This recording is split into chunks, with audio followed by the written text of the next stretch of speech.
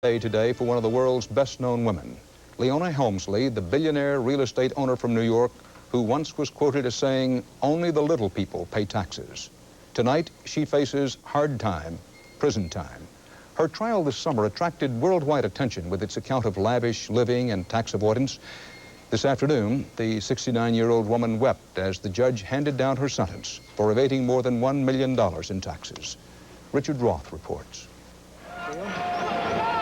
The judge said she had become a lightning rod for public vilification, and that was clear outside as Leona Helmsley left the court to a chorus of jeers.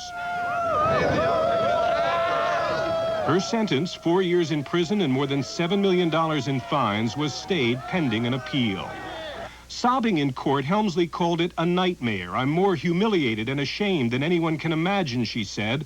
But Judge John Walker was unmoved. "You were not driven by need," he said, "but by naked greed. You believed you were above the law." He rejected pleas that she be sentenced just to community service, telling her a substantial prison term is required. Leona Helmsley's own publicity described her as a queen, the imperial overseer of a hotel empire owned jointly with her husband Harry.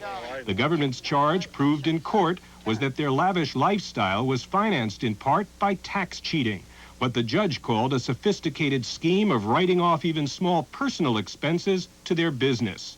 And you, he told her in court, were at the apex of that scheme. She was also at the height of high living in homes that included an Arizona retreat where she had spent time after her conviction and where employees described her as a penny-pinching tyrant. "We don't pay taxes," she once told a servant, "only the little people do." The image became as indelible as the regal aura created by her publicists.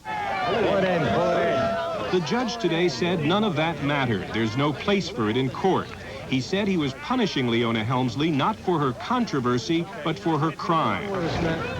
And he added the sentence should be read as a simple message that no one is above the law, Dan, and that if you're caught as a tax cheat, you'll go to jail. Richard, you were in the courtroom. How was that message received? It was a stunner. The courtroom was jammed and absolutely silent, and to many of us it seemed at first as if the judge was telegraphing his intention to be lenient. He wasn't, of course, and when the sentence was pronounced, Leona Helmsley's shoulders seemed to drop about a foot.